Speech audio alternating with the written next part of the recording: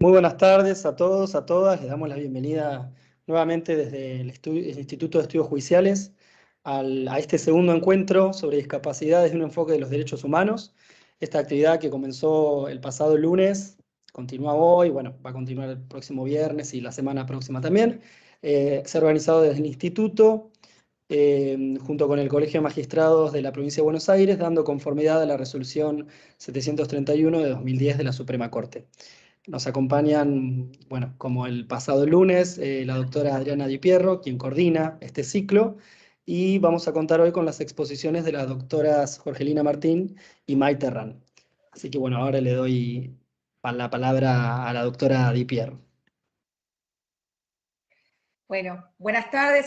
Ante todo, disculpas de empezar un ratitito, unos minutos más tarde.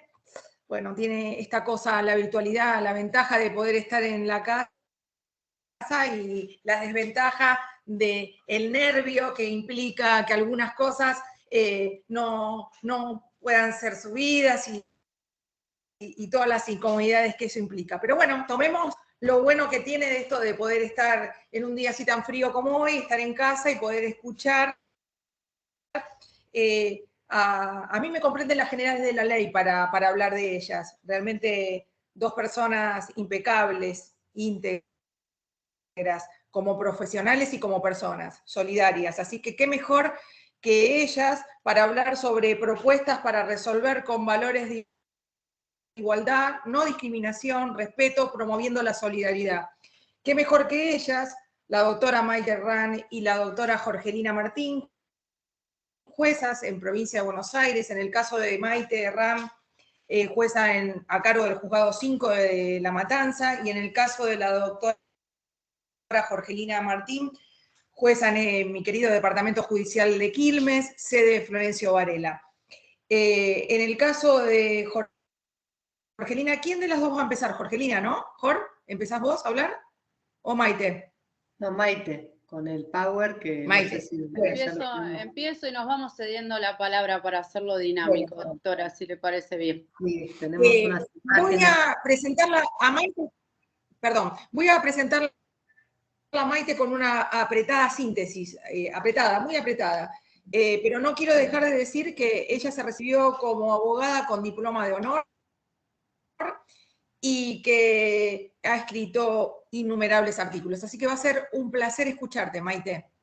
Bueno, muchas gracias, Adriana, y qué placer compartir esta jornada con vos, con mi amiga Jorgelina, que es una mentora para mi carrera. La verdad que lo mismo que dijiste vos, dos mujeres que admiro mucho y quiero hacer presente la sororidad porque sé que son valores que compartimos. No sé, Camilo, si se pudo lo de mi PowerPoint, si no... En un segundo ya lo vas a ver y vas a poder tomar el control, así que en un Bueno, segundo. genial. Muchas gracias. Aprovechamos para saludar a todos y a todas las que nos acompañan hoy. Agradecer al Colegio de Magistrados y Funcionarios por invitarnos a esta jornada tan importante, al igual que al Instituto de Estudios Judiciales. Bueno, voy a comenzar. La idea es hacerlo dinámico y poder compartir esta tarde de manera amena con ustedes. No sé si lo ven bien, confírmenme, si no... Perfecto, Sí, sí. Bien, muy bien. Bueno, entonces comenzamos. Nos planteamos con mi querida amiga Jorgelina en esta jornada hacer un repaso por algunos conceptos generales de derechos humanos en relación a la discapacidad y a su vez comentarles algunas cuestiones de índole dogmática o de cuestiones de fondo acerca de la temática. Por eso quiero empezar diciéndoles que en el mundo hay 1.000 millones de personas que viven con algún tipo de discapacidad, sea permanente o temporal. Esto quiere decir que 1 de cada 7 personas afrontan esta situación. Esto equivale, como podemos ver, al 14% de la población mundial y al 12% de la población de América Latina y el Caribe. La Convención Internacional sobre las personas, sobre los derechos de las personas con discapacidad rige en un nuevo paradigma, dejando de ver como meros objetos de protección a las personas con discapacidad y empoderándolas como sujetos de derecho. Los valores que son faro guía de esta convención son la inclusión, la no discriminación, accesibilidad, participación, autonomía, igualdad, no institucionalización e independencia. Y vamos a tratar en esta tarde de dedicarnos a ahondar un poco en estos conceptos. Ocuparnos de la discapacidad desde un enfoque de derechos humanos, que es la propuesta de estas jornadas, implica una evolución en nuestros pensamientos, en los pensamientos de los estados, y como hacíamos referencia recién, dejar de considerar a las personas con discapacidad como meros receptores de servicios de beneficencia u objeto de decisión de los otros, para considerarlas como titulares de derechos. Este enfoque de derechos humanos nos invita a respetar, a apoyar y a celebrar la diversidad en las condiciones que permitan una participación significativa de las personas. Invita a proteger y promover derechos, como decíamos, que no se reducen a proporcionar meros servicios a las personas con discapacidad. Pero hoy nos vamos a concentrar justamente, como somos jueces, juezas, funcionarios, funcionarias, empleados, empleados judiciales, y como en la presentación decíamos que tiene que ver con el marco de esta acordada que nos invita a reflexionar en el marco del Poder Judicial, nos vamos a ocupar al acceso a justicia de las personas con discapacidad.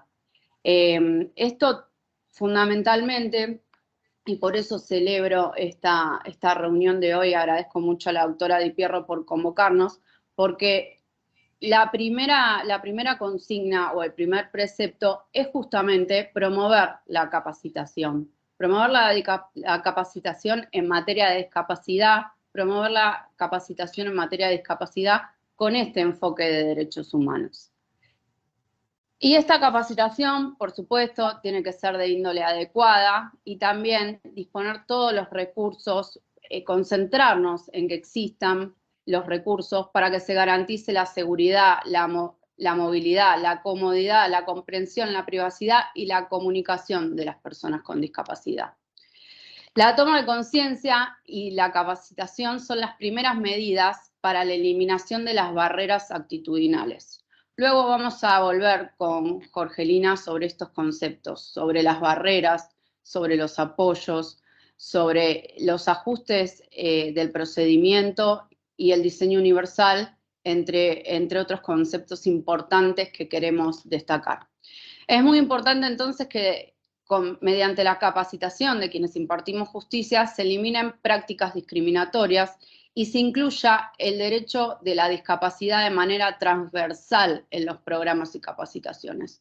No es solo una cuestión del derecho de familia, es una cuestión que debe atravesar todos los fueros, y por eso es tan importante esta capacitación del día de la fecha. Bueno, muchas gracias. Voy a ceder la palabra a Jorgelina. Bueno, ¿qué tal? Vamos a ver si... Bueno, Jorgelina, me gustaría contar de Jorgelina, que tiene una amplia formación académica. Tiene posgrado en especialización y actualización. Esto es una apretada síntesis, y actualización de Derecho de Familia y carrera de especialización también. Y tiene la maestría cursada. Actualmente también es docente en la Universidad de La Matanza y en la Universidad de José C. Paz. Un gusto, Jorgelina, escucharte. ¿Cómo están? Sí, bueno, gracias por la invitación. Y chicos, yo puedo ya compartir, ¿no? Está cargando. Dame un segundito. Perfecto. Bueno, les agradezco mientras tanto. Gracias, Adriana, a la convocatoria. Y bueno, Maite es amiga personal, así que es un gusto, doblemente. Bueno, como les dijo Maite, primero quiero decirles que hacemos un reconto sobre lo teórico para ubicarnos en conceptos, para que esos conceptos sepamos dónde están, qué quieren decir y cómo ubicarlos, ¿no? Repasemos, acordémonos que está la Convención sobre los Derechos del Niño en 1989, donde en el artículo 23 y 2 ya aparece el tema de la discapacidad, ¿no? Por ejemplo, el 23, los Estados partes reconocen que el niño mental o físicamente impedido deberá disfrutar de una vida plena y decente en condiciones que aseguren su dignidad. Traigo la Convención de los Derechos del Niño porque a veces la tenemos olvidada con respecto a la discapacidad y está bueno para poder aplicarla. Esta jornada, quería decirles que es para cómo resolvemos las cuestiones de discapacidad con la mira y la lupa de los derechos humanos, ¿no? Entonces, es importante que tengamos a mano todas las convenciones en el momento que tenemos que resolver. El artículo 2 de la Convención de los Derechos del Niño dice: los Estados partes tomarán todas las medidas apropiadas para garantizar que el niño se vea protegido contra toda forma de discriminación o castigo por causa de condición, actividades, opiniones expresadas, creencias de sus padres, sus tutores o sus familiares. Acá estamos hablando de la no discriminación. Después aparece la Convención Interamericana para la Eliminación de todas formas de discriminación contra las personas con discapacidad en 1999, y por último se culmina con la Convención sobre los Derechos de las Personas con Discapacidad en el 2006. Saben ustedes que el concepto más importante y rector de este movimiento, de esta evolución, de este avance, es que las personas con discapacidad, como dijo Maite, dejan de ser objetos para ser sujetos de derecho. Y yo ahí les remarco los principios, los valores, pero el más importante es el de la dignidad humana. Deja de ser un objeto de protección para ser un sujeto de derecho con dignidad que le permite la autonomía, la libertad, la dirección de su propia vida, ¿no? Ser protagonista. Y ese es el principio más importante y rector. Y después pasa a hablar de la condición funcional. La condición funcional, bueno, ahí pongo, que requiere que determinadas circunstancias específicas para el goce y ejercicio de derechos, para lograr igualdad con el resto de las personas. Detengámonos un minuto acá. Condición funcional.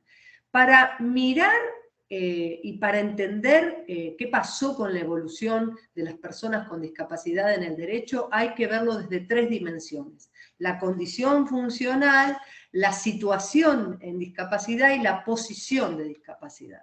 La condición funcional es que es parte de la diversidad humana, es un elemento natural de la humanidad.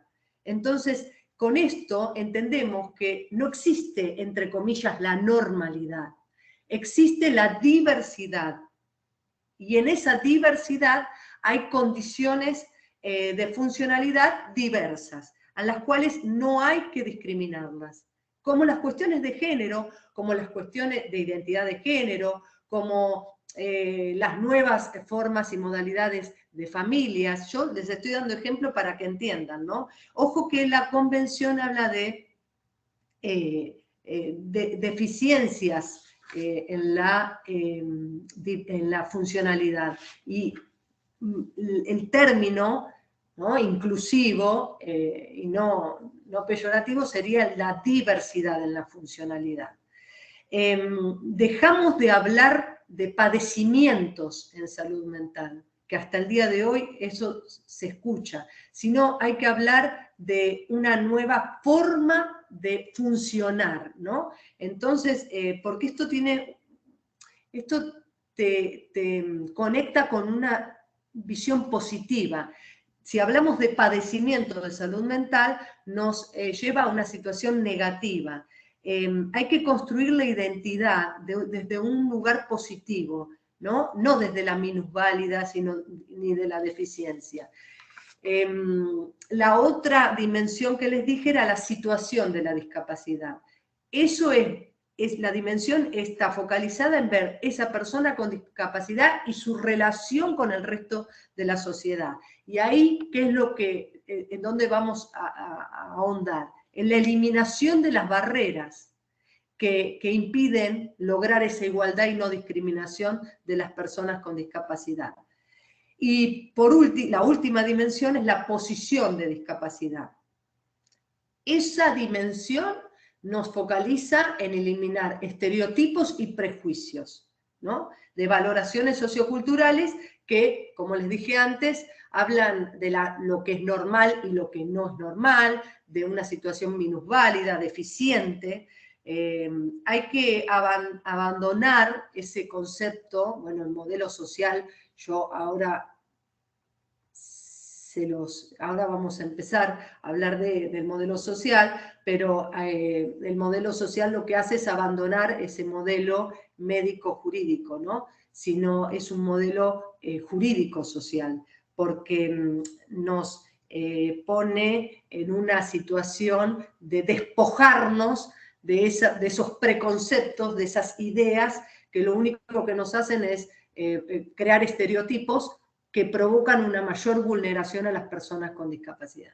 Entonces, con estas tres dimensiones, ¿no? Y con este concepto tan importante que hay que hacer hincapié, que es la diversidad funcional, es donde comenzamos a aunar sobre el modelo social. El modelo social lo que plantea es que las causas que dan origen a la discapacidad son preponderantemente sociales y son el resultado de la interrelación entre la condición de la persona y las barreras sociales que limitan que esa persona se integre, ¿no?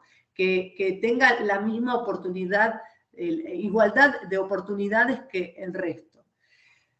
El objetivo es la rehabilitación, la normalización de la sociedad.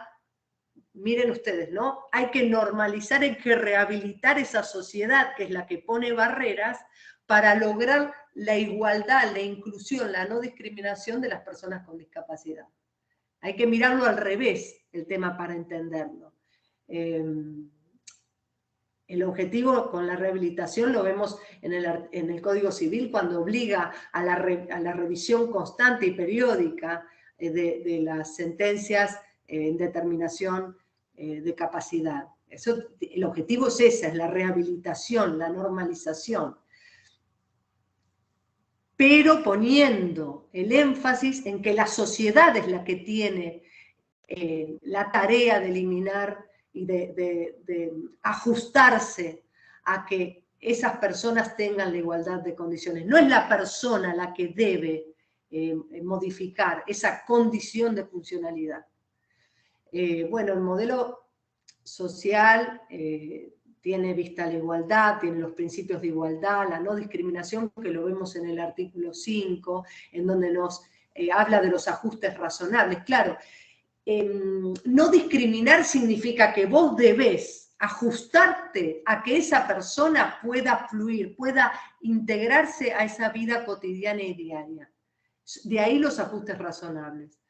Maite en algún momento dijo, vamos a hablar sobre el acceso a la justicia, el acceso a vivir integrado en una sociedad, ¿no? Y eso es la accesibilidad arquitectónica y comunicacional, que los vemos en los principios del artículo 3 y el artículo 9, siempre estamos hablando de la Convención, ¿no? De los derechos de las personas con discapacidad. Y el diseño universal, ¿no? Que se relaciona con esa accesibilidad. ¿Qué es el diseño universal? Es cuando vos planteás desde el origen, ya sea desde lo arquitectónico o lo comunicacional, desde el origen ya prevés lo necesario para integrar a las personas con discapacidad.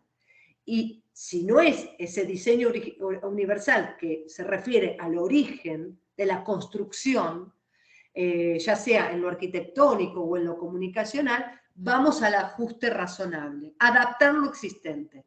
Pero se dan cuenta cómo la obligación, el peso, el deber está puesto en la sociedad, no en el sujeto con una condición funcional de discapacidad. La accesibilidad actitudinal, ¿no? Bueno, eso se refiere a los sistemas de apoyos y salvaguardas. ¿Cómo lo trasladamos eso a lo concreto, a la vida diaria, cómo lo materializamos? ¿No? Esa accesibilidad actitudinal está en los sistemas de apoyo y en las salvaguardas, necesarias para que esa persona pueda desarrollar en igualdad autónomamente su vida en la sociedad. Y la transversalidad, que habló Maite, ¿no? Que habló que no es solo el fuero de familia o el derecho de familia, mejor dicho.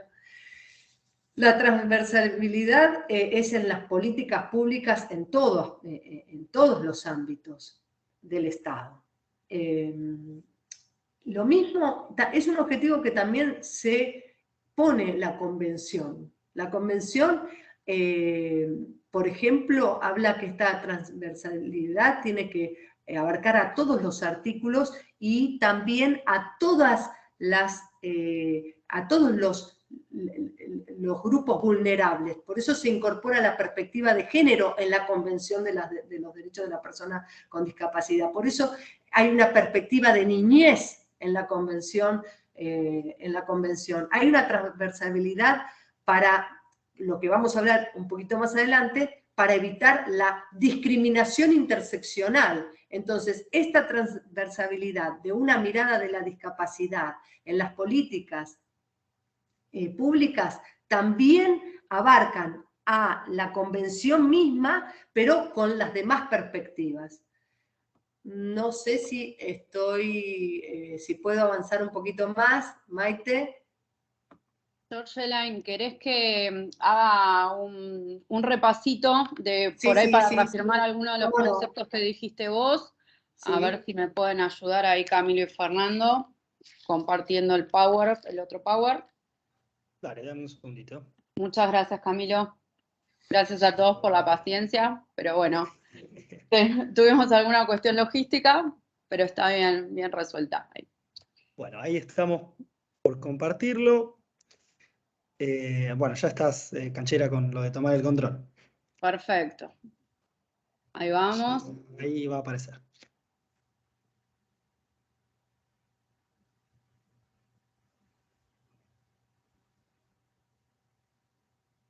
Todavía no me aparece la posibilidad.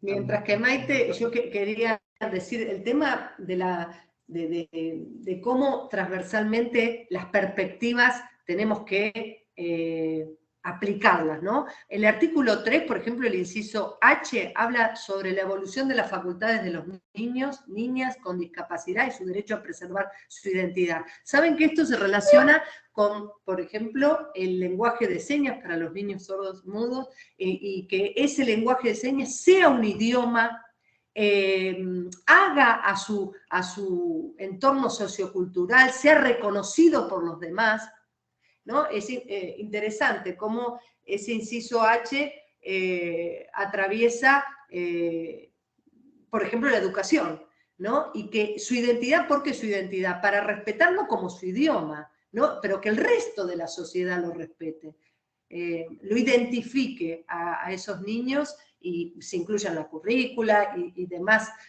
acciones positivas. Eso lleva ya a qué acciones se van a delinear positivamente para que se plasme. Pero bueno, el inciso H habla de esto, ¿no? Qué importante lo que estás diciendo vos, Georgeline, porque esta cuestión de que todos y todas, ¿no?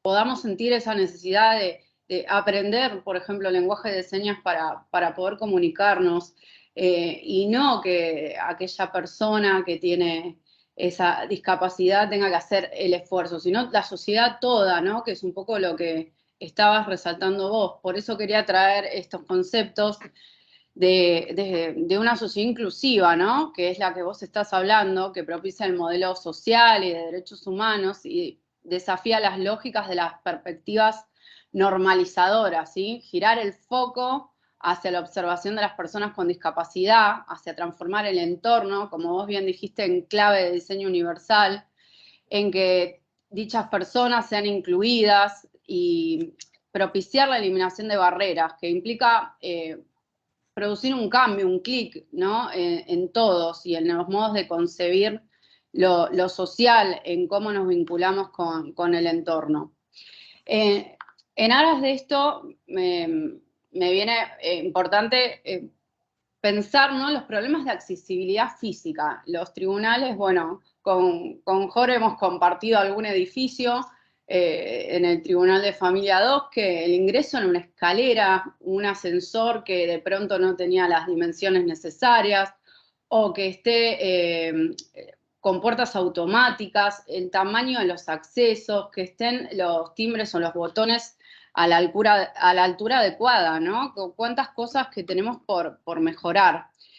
Otras medidas, justamente como Jorgelina se refirió, son fomentar la asistencia humana de guías, de lectores, de intérpretes, de profesionales de lenguaje de seña para facilitar el acceso, la llegada, la permanencia en los juzgados. Es necesario que el entorno físico garantice la utilización de las formas alternativas de movilidad. Por eso mencionamos sillas de ruedas, perros guías y formas alternativas también que tengan que ver con la información. A mí se me ocurrió traer como ejemplo, por ejemplo, si alguna vez configuran una Mac, tiene toda una cuestión de, o cualquier producto no de Apple, tiene una cuestión de accesibilidad, teniendo en cuenta justamente que se puedan presentar distintas situaciones con el tema de visión, motricidad, audición o cuestiones cognitivas. También traer para visibilizar algunas cuestiones como este juego del Uno, que está en braille, o un camino en la playa que permite el acceso adecuado hasta el mar de personas con sillas de ruedas, o también que en la pandemia, ¿no?, que de por sí fue tan dura para todos, se dificultaba, por ejemplo, a las personas que requerían la lectura de los labios, ¿no?, con el tema del tapabocas o del barbijo. Por eso esto de protegerte con empatía. Propósitos para lograr la toma de conciencia, como mencionó Jorgelina, es importante superar estereotipos, prejuicios, prácticas nocivas. Esto que estamos haciendo hoy, pensar un poco entre todos, charlar de estas cuestiones, sensibilizar, fomentar el respeto a los derechos y la dignidad y promover la conciencia social conversando de estas cuestiones. También encontré que hay una Barbie que apuesta a la diversidad y que están estas muñecas que visibilizan justamente distintas cuestiones para derrotar estereotipos. Bueno, acá dejo de compartir, le vuelvo a dar la palabra a mi querida amiga. Sí, me escuchan, ¿no? Sí. Volvemos a tu presentación, Jorge. Perfecto. Entonces, otro concepto que quería hablar desde lo teórico, ¿no? Como se habrán dado cuenta, estamos yendo desde lo teórico a algo más social. Entonces, quería retomar el principio de la dignidad y autonomía e independencia. Acá la observación 1 sobre el artículo 12 del Comité de la Convención de los Derechos de la Persona con Discapacidad habla, como dijimos, capacidad jurídica, se entiende para todos, son sujetos de derechos, diseñar su proyecto de vida. La dignidad se relaciona con ser protagonista de tu vida, autogobernarte, diseñar tu proyecto de vida. Entonces, se cambia el modelo de la sustitución de voluntad por el modelo de apoyo. Sigue existiendo en el artículo 32, último párrafo, existe la figura del curador con la sustitución, pero con restricciones, ¿no? En ese caso. La figura de apoyo directamente no sustituye, acompaña, facilita. Este principio, ahora les muestro, los reflejan en el artículo 12 y 19. Pero autogobernarse, diseñar tu propio proyecto de vida, ser protagonista de lo que querés vivir y sentir, hace que te pongan en la escena social, ¿no? La discapacidad deja de estar invisibilizada por el derecho para ponerlo como las personas con discapacidad protagonistas en la escena social. Y esto es con independencia a la utilidad económica o a la utilidad que pueda dar esa persona a la sociedad. No se mide por la utilidad, por la conveniencia, sino se mide por la humanidad, por la dignidad, por reconocerlo como un sujeto de derecho igual que todos. Entonces, al margen de la utilidad económica o no. Esto es muy profundo porque es ahí el cambio, ¿no? Es ahí el cambio que quiere volver a tomar esta perspectiva. Y como les decía, fundamental es el artículo 12, igual reconocimiento como persona ante la ley. Los Estados partes reafirman que las personas con discapacidad tienen derecho en todas partes al reconocimiento de su personalidad jurídica. Los Estados partes reconocerán que las personas con discapacidad tienen capacidad jurídica en igualdad de condiciones con las demás en todos los aspectos de su vida. Y el artículo 19 es el derecho a vivir en forma independiente y a ser incluido en la comunidad. Los Estados partes en la presente convención reconocen el derecho en igualdad de condiciones de todas las personas con discapacidad a vivir en la comunidad, con opciones iguales a los demás, y adaptarán, la sociedad a la que se tiene que adaptar, medidas efectivas y pertinentes para facilitar el pleno goce de este derecho por las personas con discapacidad y su plena inclusión y participación en la comunidad. La dignidad es lo que atraviesa de lleno en estos conceptos, ¿no? Y la dignidad es reconocer la humanidad en el otro igual que la tuya, sin ninguna limitación y sin pedir nada a cambio. Por eso les hablaba el concepto, ¿no? De la no pensar en la utilidad económica o social, sino pensar en que es un ser humano, un sujeto de derecho igual que el resto, y por lo tanto debemos modificar nosotros para que, modificar la sociedad para que esa persona pueda desarrollarse con dignidad, con autonomía y con libertad. Yo quiero hablar un minuto, Maite, ¿te parece?, sobre el principio de igualdad entre el hombre y la mujer. Por supuesto, Georgie. Después yo voy a retomar algo de interseccionalidad, como vos bien dijiste. Ahí está, entonces viene re bien esto. Después retomamos interseccionalidad entre género y discapacidad. Perfecto. Claro. Miren, el principio de igualdad entre el hombre y la mujer lo prevén los artículos 3 y 6 de la Convención de los Derechos de la Persona con Discapacidad, ¿no? Y es bueno entender el concepto de la interseccionalidad. Interseccionalidad en la discriminación no es sumar las capas de discriminación, las causas de discriminación, no es sumarlas. Discapacidad, género, pobreza, sino es entender que todas juntas confluyen y generan una situación de vulnerabilidad, de discriminación más profunda. No es hacer una sumatoria, sino entender que todas juntas dan el resultado de una discriminación distinta a todas, más vulnerable, más excluyente, más dañina. Entonces ahí la convención habla de explotación laboral, violencia de género y familiar, también abuso sexual, el facilitar el derecho a la salud, una vida adecuada y una protección desde lo social. Todas esas cuestiones son tenidas en cuenta para hablar de la interseccionalidad. Y acá yo les pongo la doble vía que prevé el artículo 6 de la Convención. En el primer párrafo se visibiliza la discriminación múltiple, ¿no? Y se garantiza el goce pleno de los derechos humanos en condiciones de igualdad. Y en el segundo párrafo pone a los Estados partes y signatarios de la Convención a adoptar las medidas para eliminar estas cuestiones de discriminación. En el preámbulo también aparece la interseccionalidad, ¿no? Que es, como les digo, entender que no debo sumarlas, sino conjugarlas y identificar que aparece una nueva forma de discriminar, mucho más violenta, excluyente, dañina y vulnerable. Porque es el análisis correcto que hay que hacer. El artículo 8, yo les voy dando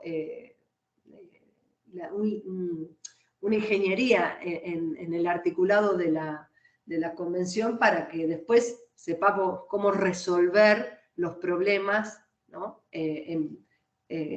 Con la mira de los derechos humanos. El artículo 8 habla de detectar y desterrar los estereotipos. ¿Vieron? De la misma manera que hablamos de los estereotipos de género y cómo debemos capacitarnos, sensibilizarnos para identificarlos rápidamente, bueno, es así que el artículo 8 nos pone esa obligación. Antes de pasar, bueno, el artículo 16, así terminamos con el tema del género, ¿no? Y esta transversalidad que les hablaba antes, no solo de la discapacidad, sino que también la Convención habla de las cuestiones de género y niñez. Y acá el artículo 16, específicamente, y el 28, hablan de las mujeres en situación de discapacidad y lo que debemos hacer, por ejemplo, el 6 dice impedir y proteger, ¿no? La violencia contra las mujeres con discapacidad, la recuperación e integración de las mujeres que son víctimas de violencia y abuso, investigar y juzgar, ¿no? Esto se ve en varias convenciones internacionales, ¿no? El deber de investigar y juzgar en el tiempo y con la premura necesaria. El artículo 28 también habla sobre el acceso de las mujeres con discapacidad a los programas de salud, a los programas de asistencia social. Bueno, acá puntualmente en la Convención aparecen entonces cuestiones que hablan de una perspectiva de género. Sí, Maite, te doy la palabra por la interseccionalidad antes de que pasemos a temas, ¿no?, más puntuales. Sí, muchas gracias, Jor. Tenía una imagen para mostrar, pero quizás para que vos puedas retomar rápidamente, básicamente que son alarmantes las cifras de, como vos venías haciendo referencia, a la interseccionalidad entre mujer y discapacidad, por eso que tiene que ser una política de Estado prioritaria, como vos bien decías recién, el deber de diligencia reforzada en la investigación en los casos que incluyan violencias contra las mujeres. Ello así justamente para que pueda ser posible. Ay, muchas gracias, Camila, ahí me trajo el power. Voy a ir a la imagen. ¿Te acordás del botón de tomar el control? Así te quedás tranquila. Ahí está, ya es tuyo. Muchas gracias, Camilo.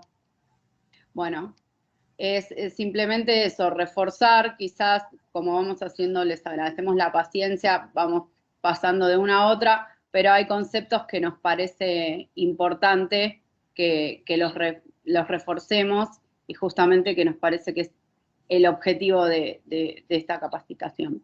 A ver, ¿ahí la pueden ver bien? Sí, sí. Perfecto. Entonces, justamente la interseccionalidad, como vos señalabas, entre mujer y discapacidad. En Argentina viven 2.8 millones de mujeres con discapacidad.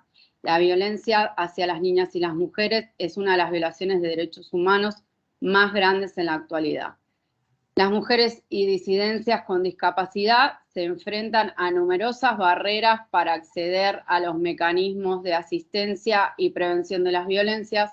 Por eso nos parece muy importante que visibilicemos y atendamos prioritariamente a esta cuestión. Simplemente eso. Jorge, te devuelvo la palabra para seguir con la exposición. Muy bien. Está, ¿no? Se ve el power, ¿no? Sí. ¿Mi Filmina? Ahí dejo de presentar yo. Así podés volver.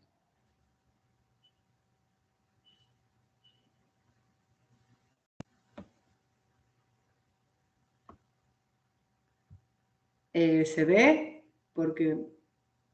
Todavía no. Ahí vamos a llegar. Jorge, entonces ahora vas a seguir seguramente con la intersección entre el derecho a maternar y sí, discapacidad, que es lo que nos propusimos como para esta segunda parte de la charla del día de hoy. Sí, yo no sé si estuvieron viendo mi power, por ahí no. Sí, sí, lo vimos, hasta ahora lo vimos, ahora no, todavía no volvió. ¿Qué Qué desafío Vamos a ver han hecho ustedes, con- chicas, ¿eh? En esto de compartir power. Es y que no con queríamos tantas que fuera imágenes. ya Lo que bastante pasa que queríamos, claro. que nos están acompañando después de la jornada laboral, que sabemos que son muy No, intensas. Es la nuestra, es la nuestra. ¿Con cuál power vamos entonces, Maite? Con el de Jorgelina, gracias, Ok. Camilo, muchas gracias por la paciencia. No, no pasa nada.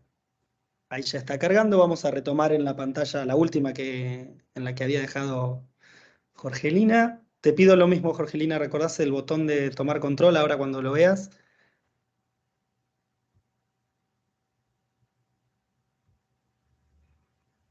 Ahí Ahí está. está. Sí, perfecto.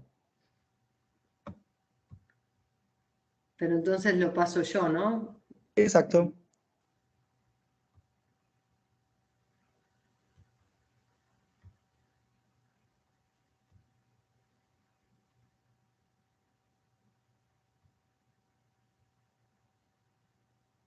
Bueno, el derecho a maternar es con el ejercicio en la responsabilidad parental.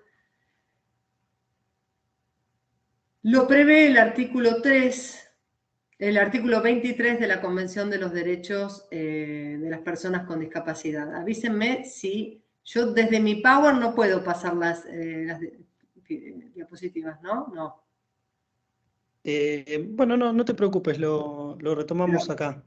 ¿Se puede, por ejemplo, dame un ahora segundito. cambiaron? Estamos en No. maternidad, derecho a maternar. Sí, y yo no ¿Estamos puedo bien? desde mi Power, no puedo. Si no, no importa, bueno. Estamos viendo esa pantalla. Maternidad, derecho a maternar, responsabilidad parental, artículo 23. Bueno, Avísame si no te los voy pasando yo, Jorge. Me decís y sigo. y seguimos. Claro, porque vos no decime, puedo. seguí y yo sigo. Ah, bueno. El artículo 23 le garantiza los derechos y obligaciones a las personas con discapacidad para que ejerzan la custodia, tutela, guarda, la adopción del niño y demás instituciones, ¿no? Pero, ¿por qué se los puse con rojo esta parte? Yo me salté algunos temas de salud sexual y reproducción, ¿no? Y derecho a acceder a la salud sexual y el derecho a programas de control de la reproducción y demás, porque quiero ir a la maternidad para ir a los casos, cómo se resolvieron mirando la dignidad de las personas con discapacidad y todos los principios que la convención nos obliga a observar. Entonces, por eso me voy directo a la maternidad. Quería hacerles esa pequeña introducción. En todo caso, si nos queda tiempo, después volvemos al derecho a la salud sexual en las personas con discapacidad. Bueno, salvando esto, les digo, el artículo 23 nos obliga a los Estados partes a garantizar el ejercicio de estos derechos. Pero les pongo en rojo que en todos los casos se velará al máximo por el interés superior del niño. Es importante para que vean cómo se resuelven los casos. Y el punto 4, ¿no? Dice que los Estados partes asegurarán que los niños y niñas no sean separados de sus padres contra su voluntad, salvo cuando las autoridades competentes con sujeción a un examen judicial determinen de conformidad con la ley y los procedimientos aplicables que esa separación es necesaria en miras al interés superior del niño. ¿Ahí pude pasar al fallo? ¿Se ve? No. Yo, Jorge. Ah, lo pasaste vos, listo. Acá tenemos una sentencia de la Corte Constitucional Colombiana en donde se acusa la violación al debido proceso en el cual se declara la adopción de un niño de una mujer discapacitada. Una mujer en situación de discapacidad, ahí les cuento los hechos, ¿no? Rápidamente, sin educación, pobre, sin apoyo social ni familiar, da luz y a los pocos días, debido a un cuadro infeccioso pulmonar, ingresa al niño al hospital. Le dan el alta, pero vuelve a tener una recaída y cuando vuelve a ingresar, el cuerpo médico del hospital, con un cuadro similar al anterior, el cuerpo médico del hospital meritúa que esta mujer está en un entorno desfavorable. Hago énfasis, ¿no?, en el cuerpo médico, porque hay una mirada médica, en donde se dice que no lo nutre, está desnutrido, no lo baña, no lo cuida, y concluye que la madre no puede asumir su rol, ni la familia ampliada. Entonces, da intervención a la justicia, a las autoridades administrativas para la ubicación de un niño en el hogar y luego su estado de adoptabilidad. Vamos directamente a la Corte. La Corte abre la instancia de investigación porque ha evidenciado la existencia de una mujer en condición de discapacidad y la situación del niño, ¿no? Y hijo de esta mujer, y en miras a su interés superior se debe evaluar la actuación de todas las instituciones y de todas las instancias en que intervino la sociedad. Yo pasé a la otra, Maite. Se detecta acá una discriminación interseccional. Era una mujer discapacitada, ¿no? Sumida en la pobreza y en el ejercicio de un rol materno. Esta mujer tenía una discapacidad cognitiva, pero igual presenta capacidades que habilitan para realizar trabajos no capacitados y proveerse el sustento. Como también reaprender habilidades del cuidado. Cuando la Corte, ¿no?, abre esta instancia de investigación y aparece la intervención de un equipo interdisciplinario, se entiende que puede reaprender habilidades en el cuidado de su hijo, teniendo en consideración que no tuvo la posibilidad de acceder a una educación especial, darle una asistencia social para que pueda asumir la crianza, como la nutrición, las visitas al médico, la escolarización de ese niño, pero dice, si bien tiene una discapacidad cognitiva, tiene posibilidades de aprender el rol y estas funciones, ¿no? Acá aparece el concepto de la interseccionalidad, en donde convergen distintos tipos de discriminación. Se superponen unos con otros, no es el resultado de una sumatoria, como les expliqué antes, ese es el concepto de la interseccionalidad, ¿no? Y esto profundiza la vulneración. Paso a la otra. Y resulta evidente que ni las autoridades administrativas ni judiciales dieron cumplimiento con los requisitos constitucionales dentro del procedimiento. No se tomaron acciones efectivas para determinar si la madre, con el apoyo debido, podía seguir cuidando a su hijo, no se respetaron derechos fundamentales, en el interés superior del niño y la obligación de asegurar un respeto y protección y garantías apropiadas a una mujer en desprotección, mirado con el interés superior del niño, tampoco se respetó. El deber de solidaridad del Estado no funcionó, pero también se invisibilizó la otra parte, que es el padre y el incumplimiento a los deberes de la obligación parental como alimentos, ¿no? También esa parte ni se tuvo en cuenta en la soledad que atravesaba esta mujer. El interés superior del niño se materializa como el derecho a pertenecer, en principio, con su madre, sin que la discapacidad de esta sea un obstáculo para que se genere el vínculo filial, materno-filial, ni para el ejercicio de los derechos fundamentales de la responsabilidad parental, cuidado, contención y demás. La Corte considera que se violó el interés superior del niño y se violó la protección de las personas en situación de discapacidad. Revoca la sentencia y ordena se adopten medidas para permitir que la madre y su hijo desarrollen una relación materno-filial digna. Pone que la discapacidad no debe ser obstáculo para maternar. Ahora, bien, hasta ahí casi que podemos escribir todo, pero el tema es cómo hacemos eficaz esa sentencia. Yo traigo a colación estas dos sentencias, estos dos fallos, porque el cumplimiento de la sentencia es muy difícil cuando en este caso pasaron casi 5 años desde la separación de ese niño de la madre, y la incorporación a una nueva familia que se dio en adopción, ¿no? Entonces, ¿cómo hacemos la eficiencia y la eficacia, decía siempre que me imagen de Carlucci, en las sentencias de familia? Es todo un tema. Acá se estableció que en el cumplimiento de la sentencia, la designación de un equipo interdisciplinario. Vuelvo a hacer hincapié en que la interdisciplina es importante para que aquel modelo social jurídico que hablamos minutos atrás sea respetado. Ahí tiene que haber una visión no solo médica, jurídica, sino interdisciplinaria para que el rol social, para que la detección,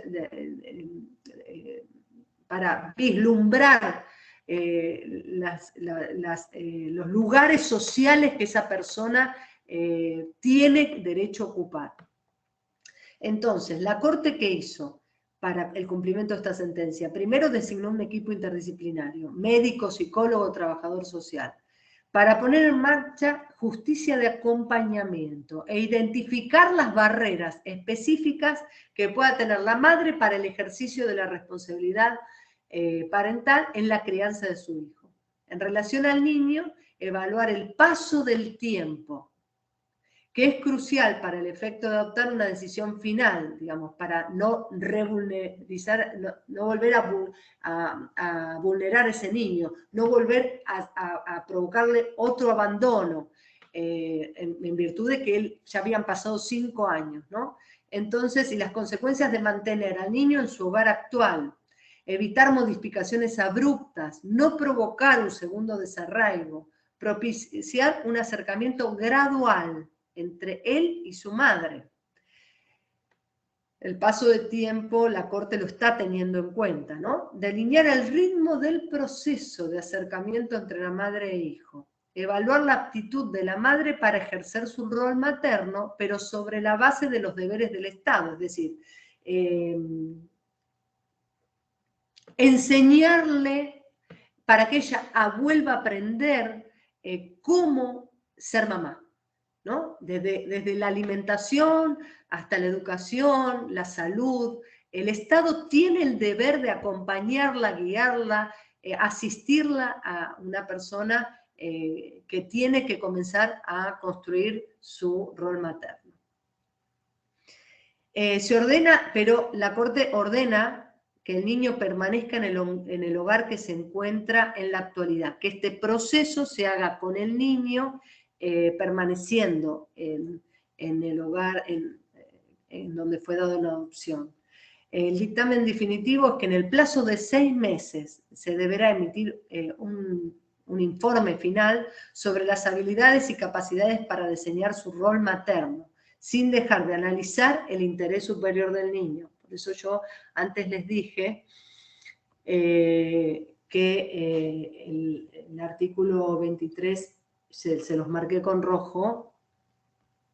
Bueno, Maite, la voy a volver loca, pero en la Filmina 15 yo les marqué con rojo que en el derecho a maternar se deberá tener en cuenta el interés superior del niño.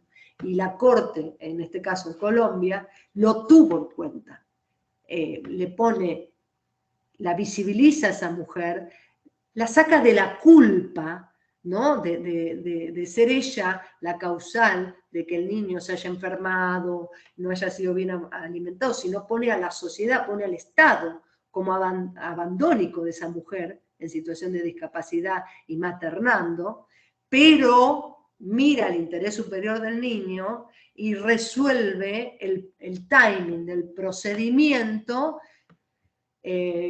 teniendo en cuenta que le iba a provocar al niño, ¿no? Que después de 5 años ya estaba en un hogar dado en adopción. Entonces ahí el interés superior del niño rige los tiempos, rige la eficacia, ¿no? De esa sentencia. Es importante porque en este fallo que les voy a hablar ahora de la provincia de Buenos Aires pasó un poco lo mismo. La Suprema Corte de la Justicia de Buenos Aires en un juicio de insanía y curatela, como se nombraba antes, ¿no? Y abrigo, Habla de una mujer en situación de discapacidad, la vulneración y la separación de su hijo, ¿no? En primer lugar, se evidencia que la madre ha sido violentada en su integridad sexual, agravada por el incesto y el nacimiento de su hijo, perpetuados en el ámbito de la familia, ¿no? Abusada por su padre, encerrada en la vivienda, siendo ella discapacitada y sabiendo de que era su único sustento para ella y sus hijos, ese padre abusador y violento, en un sometimiento cruel, de una vulnerabilidad muy fuerte, vivían en el mismo terreno, bueno, realmente en una situación de encierro. Yo, Maite, voy por la filmina 20, ahora paso a la siguiente. La decisión de la Corte es que la instancia de origen valore la situación de adoptabilidad de sus hijos menores bajo la modalidad flexible del artículo 621, es decir, que se garantice el mantenimiento de los vínculos con esa madre. ¿Qué dice la Corte? Bueno, le ordena, ¿no?, a la instancia inferior de que revea ese estado de adoptabilidad y le imprima esa modalidad. La Corte, a la luz del interés superior del niño, valora que el sistema de apoyo no puede tener un efecto útil inmediato. Acá aparece el interés superior del niño como rector primario, dice, ya que un cambio en las condiciones particulares de la madre requerirá un tiempo adicional y se sabe que este condicionante tiene particular importancia en la vida de los niños, lo que no puede seguir esperando la posibilidad, el que no puede seguir esperando la posibilidad de la inserción en el seno de una familia definitiva. La Corte dice, el acompañamiento de esta madre, el apoyo por parte del Estado va a insumir un tiempo que es demasiado grande, ¿no?, para que el niño pueda esperar y que a este niño no lo afecte. Por lo tanto, no puede seguir dilatándose la inserción en el seno de una familia. El interés superior del niño, el derecho del niño a tener una familia y crearse dentro de una familia, estaría por encima de esperar a ese acompañamiento del Estado de esa madre. Sin perjuicio de que en el punto anterior les dije que la modalidad en la adoptabilidad es flexible por el artículo 621 del Código Civil. Ahí dice, en el presente caso la modalidad asistida de ejercicio parental para la madre no alcanza a ser un recurso que asegure la superación de los obstáculos antes expuestos, ni cuenta con una red de contención necesaria para la armonización de los derechos de resguardo y de separación de la familia. Esta conclusión está lejos de un juzgamiento estereotipado sobre la capacidad de idoneidad. La Corte dice, no es que estamos culpando a esa madre que por ser discapacitada no tiene derecho a criar a su hijo. No hay un juzgamiento estereotipado. Se funda en que el interés superior del niño, ese procedimiento de racionalidad, de proporcionalidad de los derechos que Robert Alexis imprime en el Código Civil Nuevo, ¿no?, y del cual él es el creador de este concepto, ¿no?, la proporcionalidad de los derechos hace que ese interés superior del niño sea el que prime en el momento de resolver. Se ordenó también que se tomen medidas positivas, pero, acá pongo, se ordena también que se tomen medidas positivas en relación a la madre a nivel económico, social y asistencial. A raíz de este fallo, la Corte ordena la creación de un protocolo para juzgar con perspectiva de género y capacidad, ¿no?, y lo pone a la luz. Bueno, sobre capacidad, sobre mujer, Maite, te doy la palabra. Bueno, muy bien, brillante, Georgie, como siempre. Bueno. A ver si podemos retomar. Camilo, gracias y me ayudas nuevamente. Volvemos a Mi Power. Bueno, les agradecemos la paciencia, pero lo quisimos estructurar de esta manera un poco para que sea dinámico, para tener distintas distintas fases o distintas etapas nuestra exposición y que justamente nos inviten a reflexionar de distintos ángulos respecto de la temática. Y ahora, en esta última parte, vamos a centrarnos en lo que tiene que ver con el acceso a la justicia de las personas con discapacidad. Y justamente, un poco, gracias Camilo, reflexionar acerca de nuestro quehacer de todos los días, ¿no? Ya estuvimos hablando de barreras, de diseño universal, de accesibilidad, de figuras de apoyo, de todos estos conceptos que nos trae la Convención de Ajustes Razonables. No me voy a repetir porque Georgeline ya los explicó brillantemente, pero sí me quiero detener en ajustes de procedimiento. Este término que está en la Convención es utilizado específicamente para el derecho de acceso a la justicia. Y tiene que ver justamente con cómo adaptar el procedimiento para hacerlo accesible a las personas con discapacidad y para que sea accesible a todos justamente. Bueno, por ahí lo vi que está el doctor Arrondo y lo quiero mencionar porque él tiene unas notificaciones en lenguaje sencillo en temas de determinación de capacidad. Otro juez que también comunica la demanda mediante audios de WhatsApp. Y a mí se me ocurrió también traer el tema de las audiencias virtuales. ¿Por qué? Porque a raíz de la pandemia, las audiencias previstas en el artículo 35 del Código Civil y Comercial, tempranamente decidí que no se suspendieran ninguno de estos procedimientos por la urgencia que ameritan y realizarlas a través de un examen de factibilidad en los que participan los equipos técnicos interdisciplinarios mediante videollamadas de WhatsApp. Y la verdad es que tuvo un excelente resultado.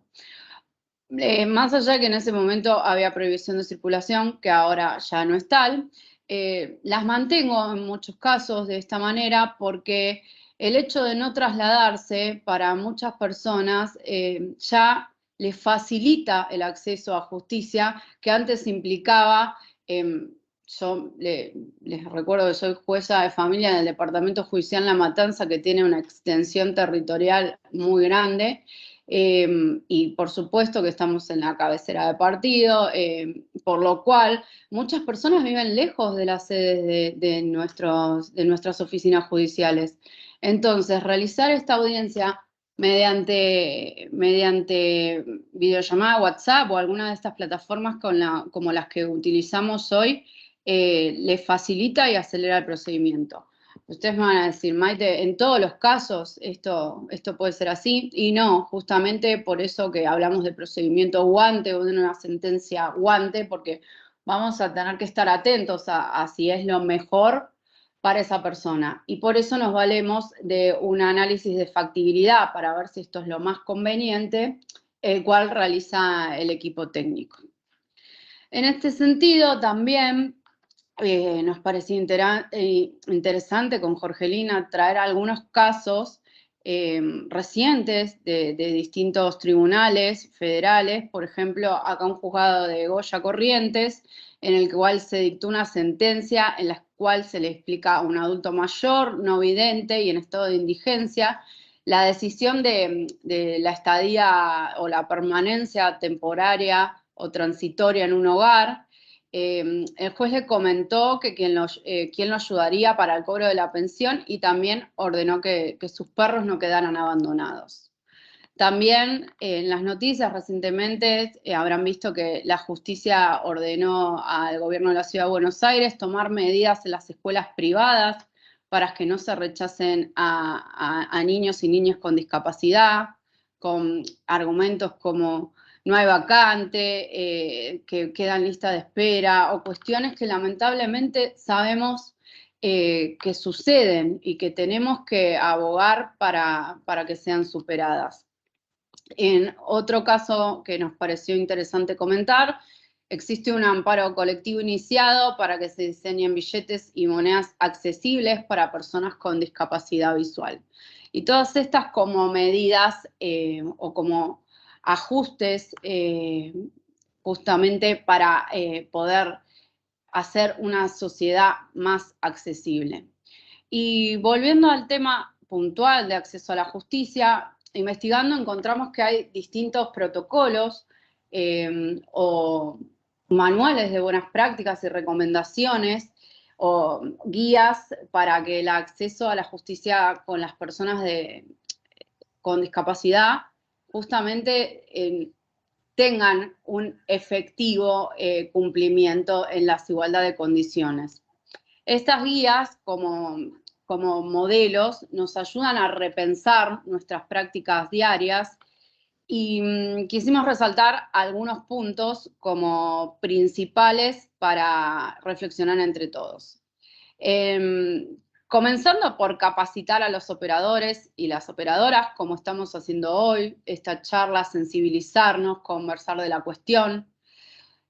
Otra recomendación es atender en forma prioritaria a las personas con discapacidad, asegurar la efectiva comunicación, utilizar el lenguaje sencillo, como nos estamos refiriendo anteriormente, dedicarle el tiempo que necesiten, como no son cuestiones jurídicas, son cuestiones de humanidad y son cuestiones de empatía y son cuestiones de justamente de visibilizar, de tener presente al otro y a la otra.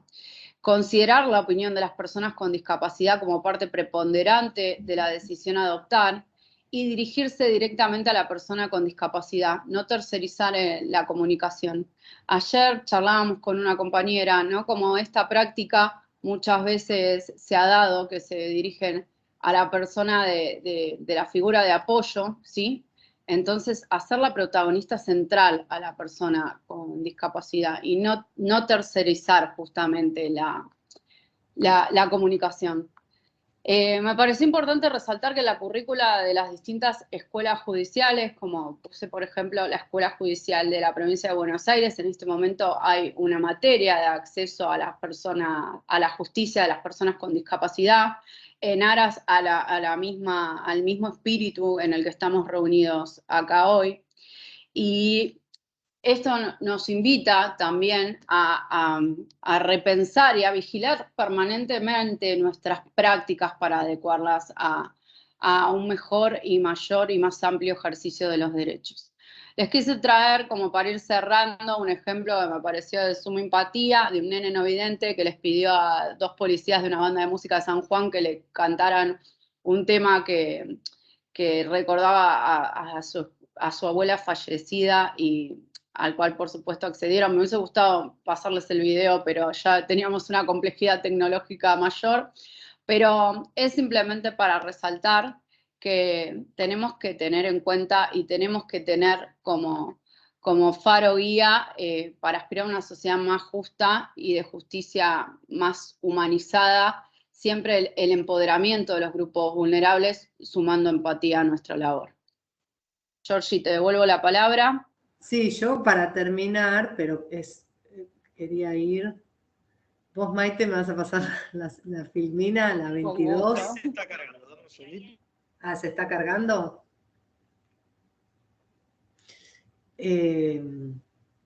¿Me avisan? Quiero abordar. ¿Ya está? No. Todavía no apareció, Juan. Está tomando su tiempo, dámonos un segundito, ahora te avisamos. ¿Cómo no? Es el tema del derecho al matrimonio y a la vida familiar. Voy avanzando. ¿Me avisás, Maite? Sí, yo te aviso, Jorge, y te paso desde la 22, ¿verdad? Desde la 22. Así van tomando, yo digo para que, si quieren tomar notas sobre el fallo. El artículo 23 de la Convención de los Derechos de las Personas con Discapacidad habla del derecho al matrimonio, el derecho a formar una vida familiar, ¿no? El Código Civil y Comercial, en el artículo 403, inciso G, prevé el impedimento dirimente para contraer matrimonio, que es la falta permanente o transitoria de salud mental, que le impide tener discernimiento en el acto matrimonial. En realidad, siempre las personas con padecimiento, casi digo padecimientos, acuérdense que ahora es diversidad la funcionalidad. Las personas con discapacidad siempre tienen el derecho a contraer matrimonio, porque tienen por el 23 el derecho a armar una vida familiar. Pero nosotros tenemos en el Código Civil y Comercial un impedimento dirimente, que es el de la falta permanente o transitoria, donde el artículo 405 habla sobre la dispensa judicial en esos momentos de falta de salud mental. El inciso G prevé que puede contraerse matrimonio previa dispensa judicial si se configura este inciso. La decisión judicial requiere dictamen previo del equipo interdisciplinario y el contacto del juez con la persona afectada, ¿no? El juez debe mantener una entrevista personal con los futuros contrayentes, también puede hacerlo con su o sus apoyos, representantes legales y cuidadores, si así lo considera pertinente. Digamos, hay una salida también prevista en el Código Civil ante una falta permanente en la salud mental para poder prestar ese consentimiento y poder acceder, porque estamos hablando de ese acceso al goce de los derechos. Y como había dicho antes, la dignidad a permitirse ser protagonista, ser el que diseñe su futuro, ¿no? Esa autonomía para diseñar su propio proyecto de vida. Ahora, no sé si ya están las filminas, yo sigo avanzando. Bueno, perfecto. Bueno, yo voy a la 23. El derecho, bueno, pero ¿qué contrapartida hay a ese derecho a contraer matrimonio? ¿Está el derecho a divorciarse? Esto apareció en un caso, en una sentencia de primera instancia, que vamos a hablar de los dos considerandos, ¿no? De la primera instancia y la segunda instancia. ¿Cómo se resolvió? Porque el artículo 23 dice, tenés derecho a diseñar tu proyecto de vida familiar. Ahora nos preguntamos, ¿hay derecho a divorciarse? Estamos hablando de un caso en donde la persona tenía un traumatismo severo de cráneo por herida de bala, una patología que lo aquejaba desde el año 2000, habiéndose determinado la capacidad de la manera más restrictiva, que es el artículo 32 del Código Civil y Comercial, última parte. Entonces se había designado como curadora del causante a su hermana. Hay un acta, ¿no? En donde inician el divorcio, ¿no? La curadora inicia el divorcio con la firma de ella y del abogado. Entonces el juzgado de primera instancia, ¿no? Cita al interesado para tomar contacto con él, junto con la curadora y el asesor, y de esa manera garantizar la participación en el juicio. Entender, construir, que no es solo con ese contacto, ¿no? Con la apertura, con la posibilidad de darle apertura, legitimación activa para que se inicie el divorcio, construir su deseo, construir la decisión más favorable para esa persona. El contacto es una de ellas. Y después la apertura del juicio, ¿no? Posibilitarle un debate sobre este tema. La curadora, ¿no? Que es la hermana, manifiesta que la demandada, es decir, la esposa, ¿no? que era la demandada en este divorcio, percibió durante 2 años los saberes y seguros del accionante, no aportando nada para el tratamiento de su hermano.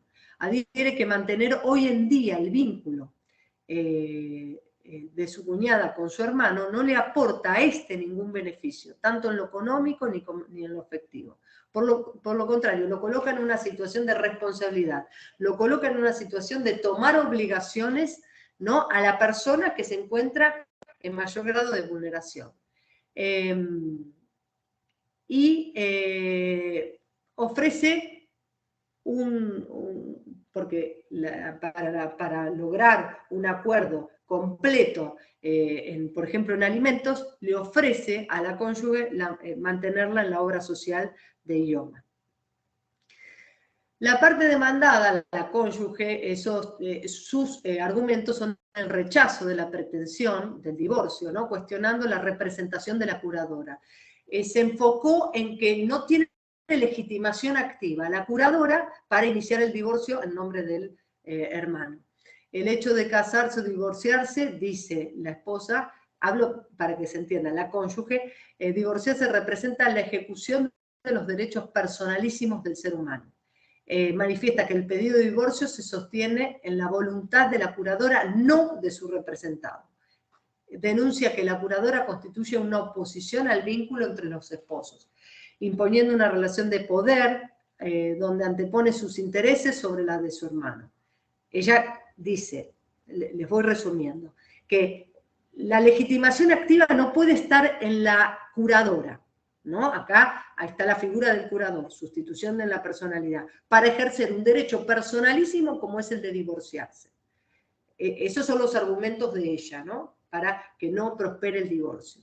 Y además habla sobre la situación fáctica, ¿no? De cómo se desenvuelve la curadora respecto de ellos dos como cónyuges, que, según ella, obstaculiza.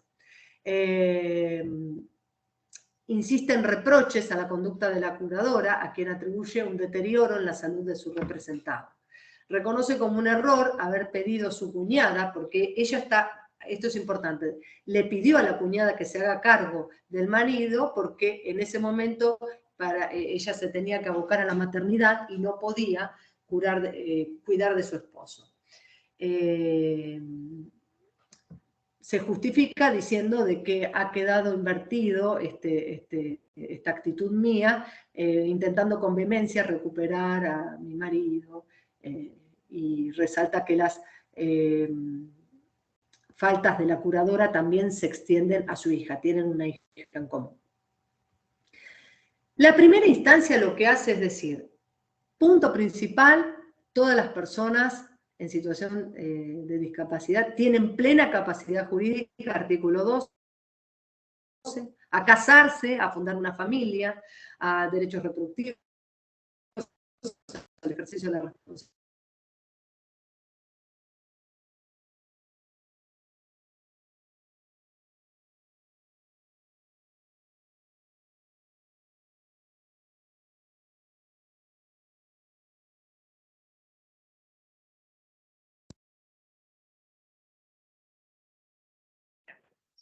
Me parece que a Jorgelina se le ha... ¿Estás muteada, Maite? Unidad humana parte de la idea de capacidad. Ahí volvió. Jorgelina, disculpa que te interrumpa, se te había cortado un poquito Uy, ¿dónde me quedé? la conexión. Estás muteada, Maite, ¿eh? No te escuchamos, Maite. Está muteada. Está muteada. Maite está muteada. Ahora, Maite está muteada, sí. Te caíste un minuto, Jorge. No, ¿Dónde me quedé? Estabas hablando del fallo de primera instancia, ahí, pero fue un segundito, 30 segundos, un minuto como mucho. Bueno, les conté la parte demandada que sostiene el rechazo de la protección, el hecho de casarse, divorciarse, representa la ejecución de derechos personalísimos del ser humano. Hablé sobre esto, no quiero volverme a repetir. La Filmina 25, no sé, vos, Maite, me dirás. Sí, estabas contando justamente que se iba a abocar a la cuestión de maternar, más o menos ahí te quedaste. Muy bien. Ella dice, yo reconozco haberle pedido a mi cuñada que cuide de mi marido, porque yo me iba a dedicar al deber de maternidad, a mi función en la maternidad. Entonces, dice, pero quedó invertido este deseo en su momento porque con vehemencia pedí recuperar a mi marido y, bueno, se ampara en eso. Importante que está reconociendo que ella delegó en su cuñada, hoy la curadora de su marido, el cuidado del mismo. Entonces, no sé si les había hablado de la primera instancia, cómo empiezan sus considerandos, ¿no? En el artículo 12, todas las personas tienen, en situación de discapacidad tienen plena capacidad jurídica. La dignidad humana las atraviesa para poder diseñar su proyecto de vida, su proyecto familiar. Por lo tanto, las restricciones, por si no lo recordamos brevemente, esta persona había sido determinada en su capacidad, en lo más restrictivo, con la sustitución con un curador para el ejercicio de sus derechos, por el cuadro que tenía, y dice que aún en esta restricción, en esta forma de restringir la capacidad, se debe valorar con sumo cuidado y criterio el ejercicio de estos derechos. Entonces dice, el goce u ejercicio de los mismos, en el artículo 23 del Código Civil y Comercial de la Nación, incorporan de que hay un principio general en materia de capacidad, que es toda persona humana puede ejercer por sí misma sus derechos, excepto las limitaciones expresamente previstas en este código y en una sentencia judicial. Esta restricción es una restricción parcial, excepcional, revisable periódicamente, ¿no? Ante el ejercicio, para el ejercicio autónomo de ciertos derechos, y permanece siempre la condición de capacidad. La excepcionalidad no se funda en una característica de la persona, en su discapacidad, en un criterio subjetivo, sino que se restringe para un acto determinado o una serie de actos determinados debidamente especificados en la sentencia. Voy por la 28. El artículo 31 establece que las reglas generales en la restricción del ejercicio jurídico es en un término del beneficio de la persona. Esto es re importante. La sentencia de primera instancia dice, el 31, para entender la restricción en el ejercicio de la capacidad jurídica, tiene que ser siempre en miras al beneficio que le importa a ella. La restricción no le tiene que traer mayor vulnerabilidad, sino tiene que llevarlo hacia la mayor promoción de su autonomía personal. Los artículos 35 y 36 del Código establecen que la decisión y las medidas dictadas en los procesos, no solo en los procesos de determinación de capacidad.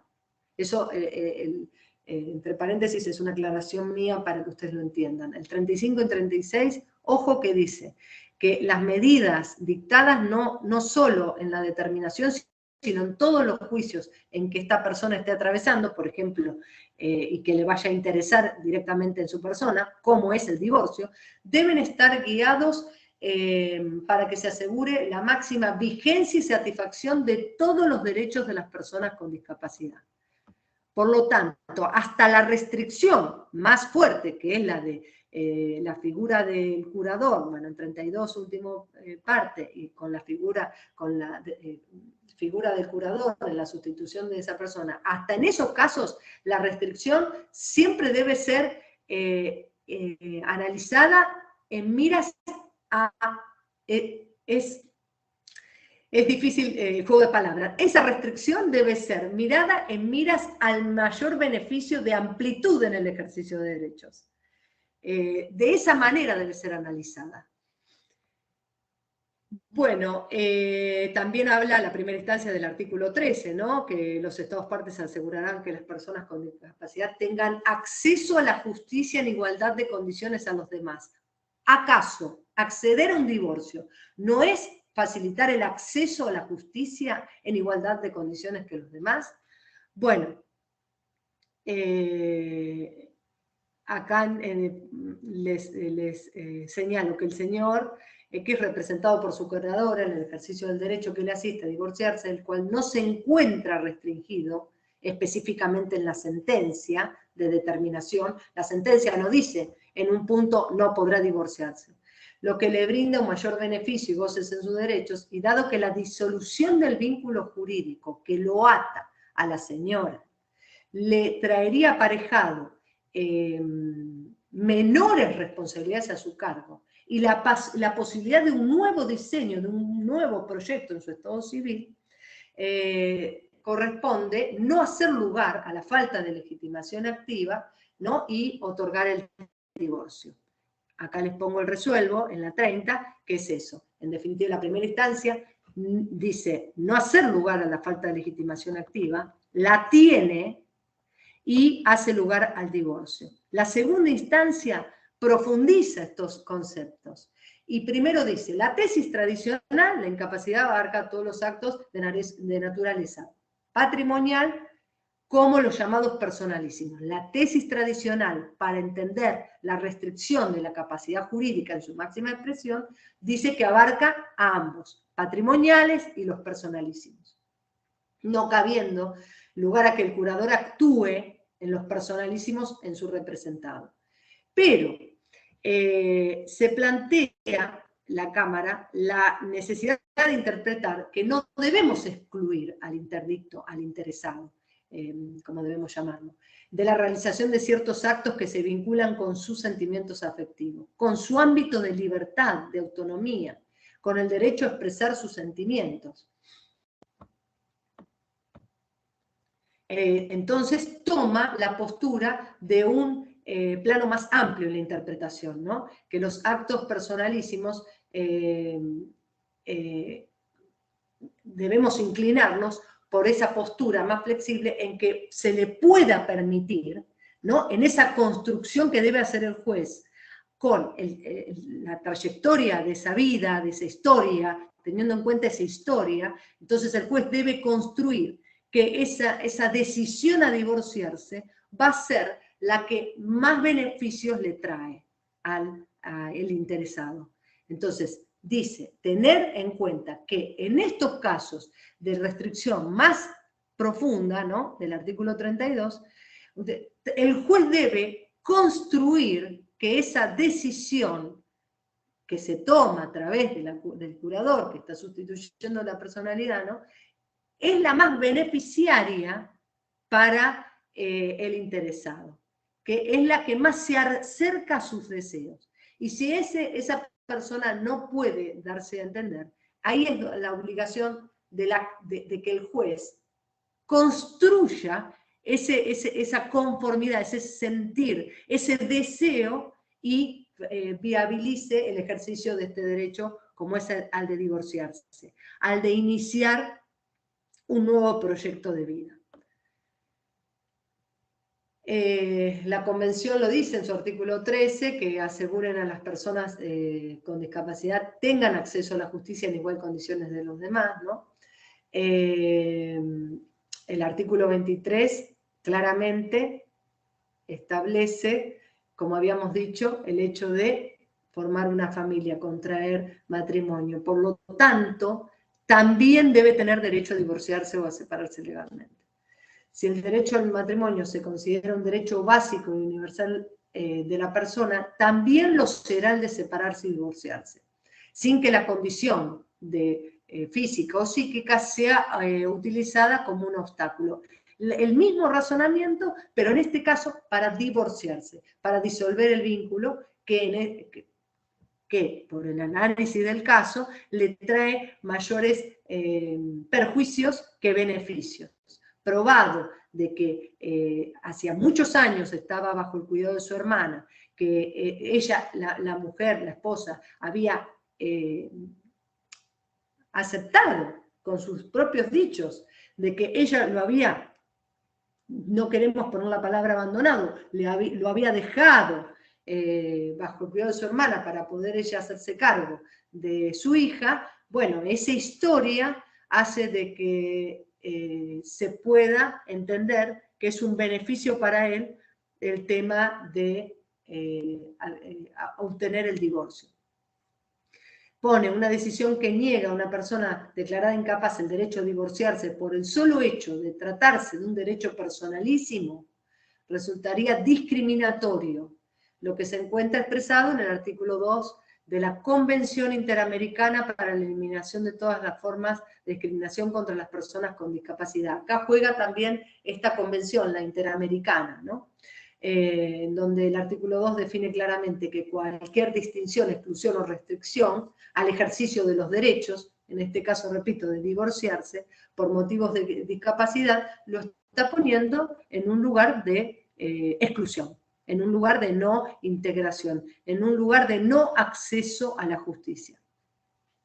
Concluyo, por lo tanto, que el curador, dice la Cámara, ¿no?, de una persona declarada insana puede actuar en su representación a los fines de promover la acción de divorcio. Acá la Cámara hace hincapié, ¿no?, en que se tuvo en cuenta la escucha, el contacto personal, que lo realizó junto con el equipo interdisciplinario, para poder de alguna forma integrar esa demanda que había sido firmada solamente por la curadora con el interesado, ¿no? Por ahí la Cámara, hay algunos términos como insano no se usa más, saben ustedes que es la persona interesada.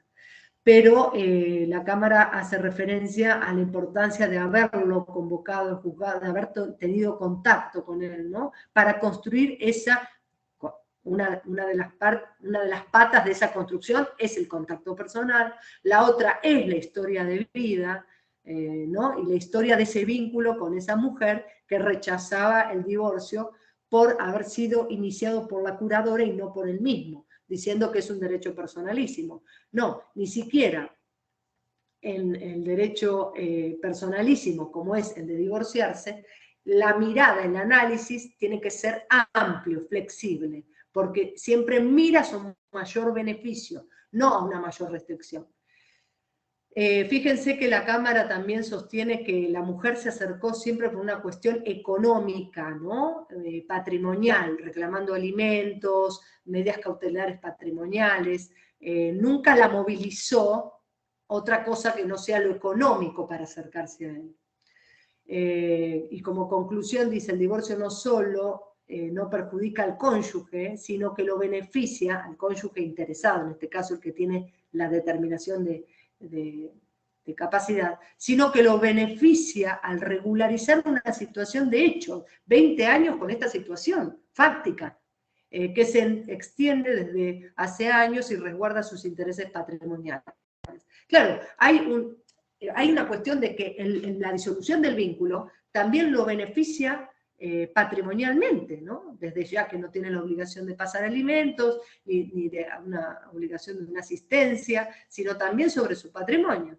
La negación de ese derecho representaría entonces una injustificada situación de desigualdad de los esposos, ya que quedaría sujeto a una serie de obligaciones asistenciales, económicas, al interesado, que lo pondrían en una desventaja atendiendo su estado de vulnerabilidad.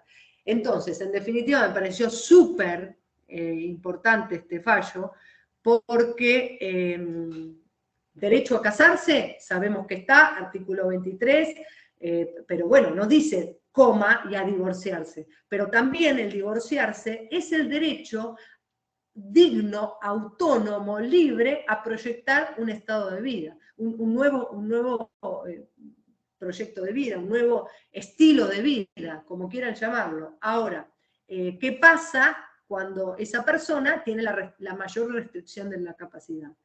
¿Se lo vedamos? ¿No se lo vedamos? Si podemos interpretar que sí puede prestar su consentimiento en una situación de restrictiva capacidad, del ejercicio de la capacidad, como es el 32 último párrafo, ¿por qué no podemos hacerlo con el divorcio?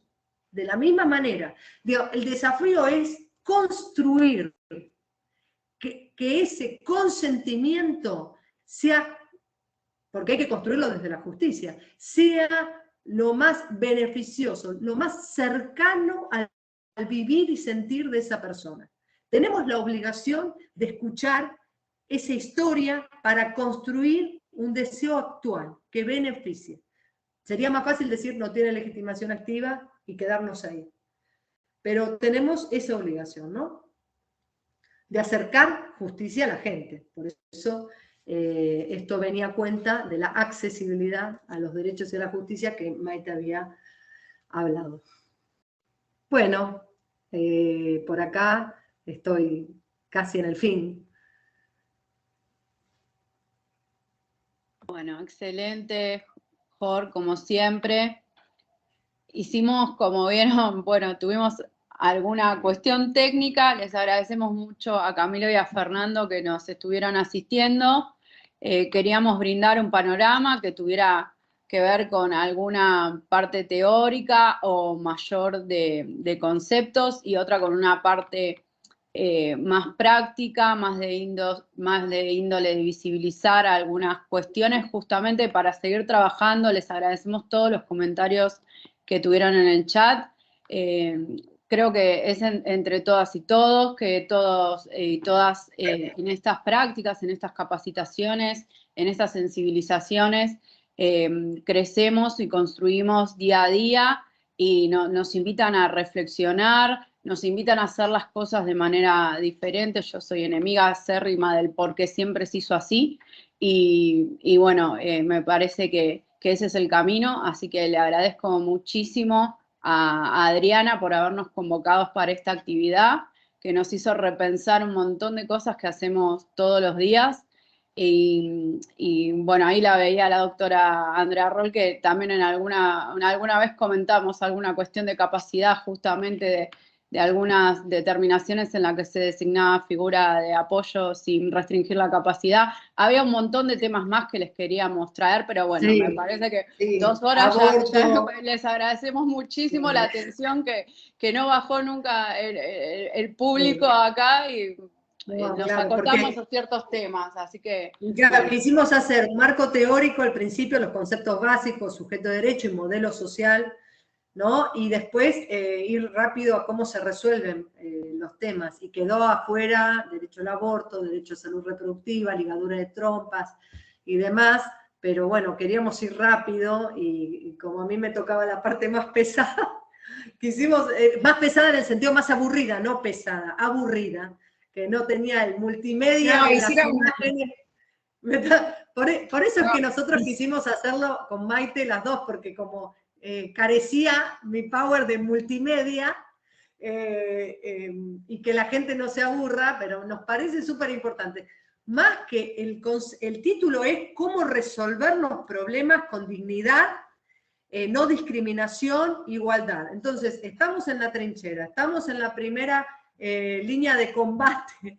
La gente pide acceso a la justicia, pide respuestas. Hay un artículo del Código Civil, hay 3, el 1, el 2 y el 3, pero que interpelan y ponen al juez fuera de su estado de confort, ¿no? Se abandona el método lógico-deductivo, es decir, este hecho encuadra en el derecho, doy una respuesta. Si el hecho no encuadra en el derecho, me abstengo. No, habla sobre hacer un razonamiento problemático con ese diálogo de fuentes y darle por el artículo 3 una respuesta cercana a la gente, fundada no solo en el texto de una norma, sino haciendo ese juego de fuentes, diálogo de fuentes, ¿no?